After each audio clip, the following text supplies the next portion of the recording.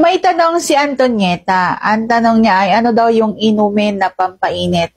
Bibigyan ko kayo ng top 3 na inumin na pampasigla at pampainit ng inyong gabi. Gusto mo ba maging extra special at cozy ang inyong gabi ng iyong kasama? Hindi ito tungkol sa alak guys ha, inuunahan ko na kayo. Kundi sa mga inuming makakatulong sa inyo na mag-relax, mawala ang stress, at maging handa para sa bonding moments ninyo. Kaya tara na at alamin natin ang top 3 mood-boosting drinks para maging perfect ang inyong gabi.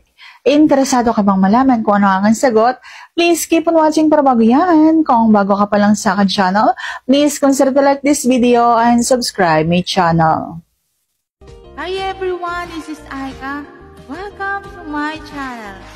Magsimula tayo sa isang klasiko na magpaparamdam sa inyo na nasa isang giant warm hug kayo.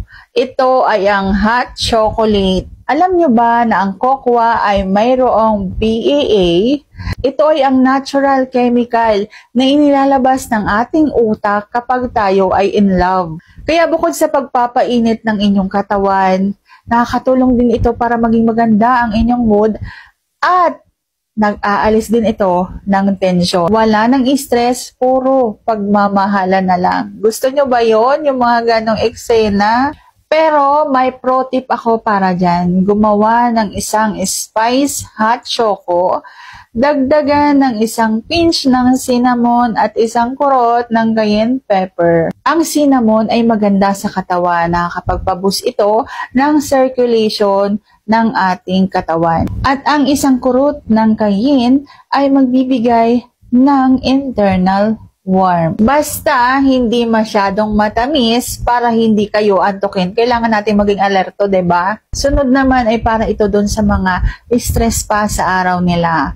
Kailangan natin ng peace of mind, 'di ba, bago ang quality time. Kaya ang pangalawang inumin na ito ay ang herbal tea.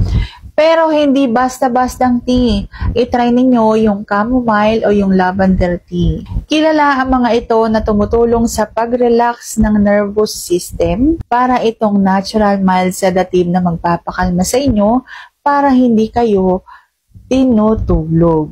So paano i-boost yung herbal tea? Lagyan ito ng ginger o luya at lemon.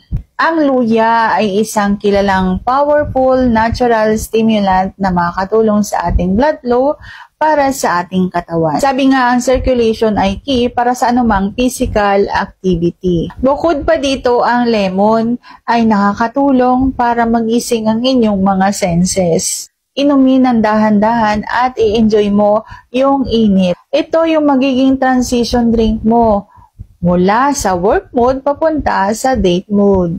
At panghuli, meron tayong option na minimalist. Ito yung mga ayaw ng caffeine o sobrang matatamis.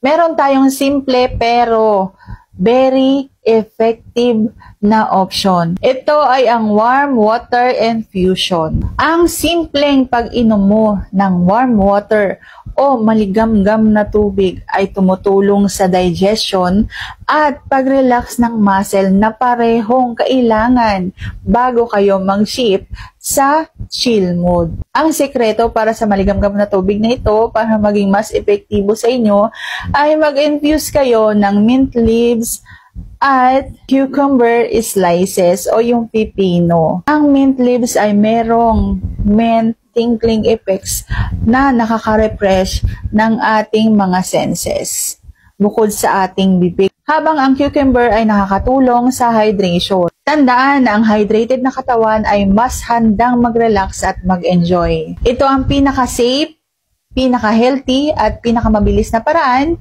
para mag-init. So sana nagustuhan mo ang vlog kong ito. Kung nagustuhan mo, please consider to like this video and subscribe my channel. Thank you for watching. See you on my next vlog.